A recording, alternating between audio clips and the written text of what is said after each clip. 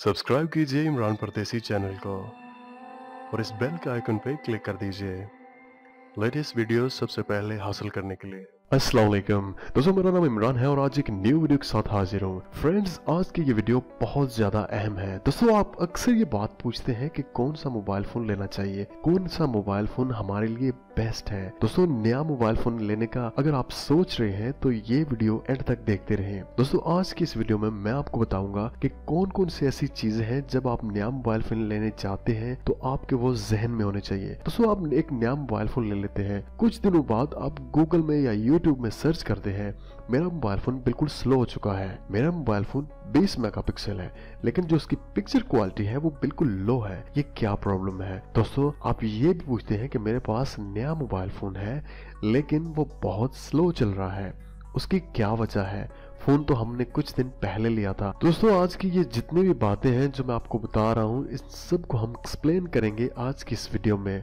तो चलिए वीडियो को शुरू करते हैं।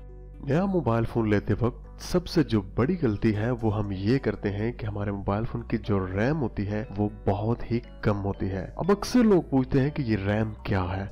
वैसे तो मैं इस बारे में एक वीडियो बना चुका हूँ, लेकिन मैं आपको थोड़ा सा एक्सप्लेन कर देता हूँ कि रैम जो होती है वो अगर आपके मोबाइल फोन में बहुत ज्यादा कम है और आप मल्टीटास्किंग जो एप्लीकेशंस है उनको इस्तेमाल कर रहे हैं, मतलब आप गेम भी खेल रहे हैं, फेसबुक भी आप इस्तेमाल कर रहे हैं या व्हाट्सएप पे किसी के साथ बात भी कर रहे हैं, तो तभी आपका मोबाइल फोन स्लो हो जाएगा अगर आपके पास रैम 2 GB से बहुत कम है या 1 GB है। दोस्तों, रैम जो होती है वो आपके स्टोरेज से जो भी आप एप्लीकेशन रन करते हैं उसको उठा के आपके मोबाइल फोन के सिस्टम में उसको रन करती है। तो जितनी ज्यादा आप एप्लीकेशन ओपन करेंगे उतना ही रैम पे असर पड़ेगा। अगर आपके मोबाइल फोन में रैम कम है तो जाहिर सी बात है आपका मोबाइल फोन बिल्कुल स्लो हो जाएगा।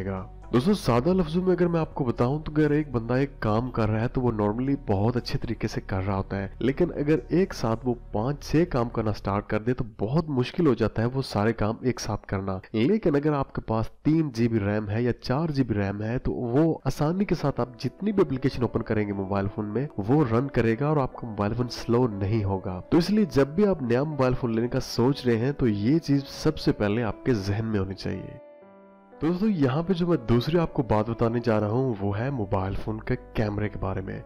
दोस्तों, आपने अक्सर ये सुना होगा कि बहुत ज्यादा लोग आपसे ये बात पूछते हैं कि आपके पास जो स्मार्टफोन है उसमें कितने मेगापिक्सल कैमरा है।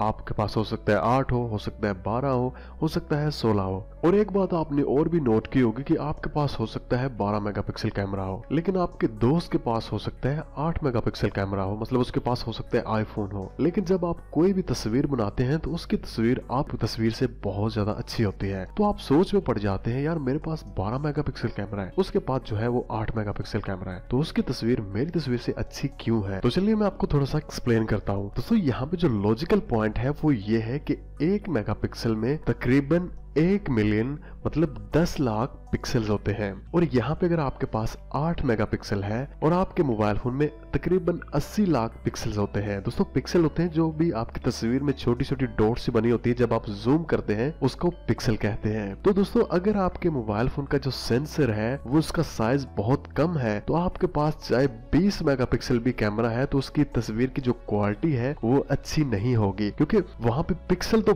बहुत ज्यादा होते हैं लेकिन जो सेंसर साइज है वो बहुत कम होता है। तो जितनी ज्यादा उसमें गुंजाइश कम होगी उतनी ही तस्वीर का साइज भी कम होता जाएगा और उसकी जो क्वालिटी है वो खराब हो जाएगी। तो इसीलिए जो आपके पास दोस्त के पास हो सकता है जो 8 मेगापिक्सल है लेकिन उसके मोबाइल फोन का जो सेंसर है उसका साइज बहुत बड़ा है, तो उसमें जाहिर सी बात है जगह ज्यादा होगी और जितनी वो डॉट्स से होती हैं जब वो जूम करता है तस्वीर को तो उसकी क्वालिटी आपके मोबाइल फोन की क्वालिटी से इसलिए बहुत ज्यादा अच्छी होती है। तो जब भी आप कोई भी नया मोबाइल फोन लेने का सोच रहे हैं तो सबसे पहले आप चेक कर लें कि इसमें कौन सा सेंसर लगा हुआ है और उसका साइज क्या है। आप सिर्फ मेगापिक्सल ना देखें कि मेरे पास 20 है उसके पास 16 है, इससे बहुत ज्यादा फर्क नहीं पड़ता। दोस्तों, क्या आप जानते हैं कि इंटरनल स्टोरेज और एक्सटर्नल स्टोरेज में क्या फर्क है और इससे हमें क्या प्रॉब्लम हो सकती है। जब भी आप कोई नया मोबाइल फोन लेने का सोच रहे हैं तो आपने ये चीज बहुत ज्यादा जहन में रखनी है। अक्सर लोग ये बात कमेंट्स में पूछते हैं कि हमारे पास जो मोबाइल फोन है उसमें 32 GB का SD कार्ड है, लेकिन जब भी कोई चीज हम प्ले स्टोर से डाउनलोड करने लगते हैं तो वहां पे एक मैसेज आ जाता है, storage space running out, some system function may not work. दोस्तों इसका मतलब यह है कि आपका जो इंटरनल स्टोरेज है वो ख़त्म हो चुका है और आप कोई भी चीज़ डाउनलोड नहीं कर पाते।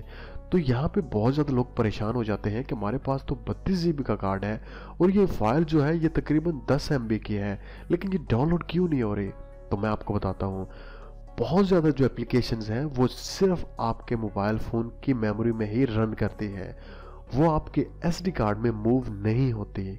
तो जब आपके मोबाइल फ़ोन की मेमोरी बहुत कम है और वो SD कार्ड में मूव नहीं होगी तो वो डाउनलोड कैसे होगी। तो जब भी आपने नया मोबाइल फ़ोन लेना है तो कम से कम जो उसकी मेमोरी है, जो कि मोबाइल फ़ोन की मेमोरी है, वो 16 GB से ज़्यादा हो। अगर इससे कम है तो आपको बहुत ज़्यादा मसला हो सकता है। तो दोस्तों ये थी आज की वीडियो, मुझे उम्मीद है कि आपको पसंद आई होगी। दोस्तों मोबाइल फ़ोन की स्क्रीन साइज को देख के या मेगापिक्सल को देख के ही मोबाइल फ़ोन ना खरीदें। जो बेसिक चीजें हैं कम से कम उनको आपका पता होना चाहिए। तो मैं उम्मीद करता हूँ कि इस वीडियो से कम आपको थोड़ी सी इन्फॉर्मेशन मिल गई होगी। दोस्तों अगर आपको वीडियो अच्छी लगी है तो आप इस वीडियो को लाइक करें और चैनल को अगर अभी तक आपने सब्सक्राइब नहीं किया हुआ तो आप चैनल को भी सब्सक्राइब कर सकते हैं। अगर आप फेसबुक इस्तेमाल करते हैं तो आप मेरे फेसबुक के पेज पे वहाँ पे सर्च करें इमरान परदेसी और वहाँ पे मेरे फेसबुक के पेज को भी लाइक कर सकते हैं। मैं अक्सर वहाँ पे लाइव आता हूँ और वीडियोस भी अपलोड करता रहता हूँ। तो इंशाल्लाह किसी न्यू वीडियो के साथ फिर आपसे बात होगी। मुझे अपनी दुआओं में याद रखिएगा। टेक केयर एंड अल्लाह हाफिज।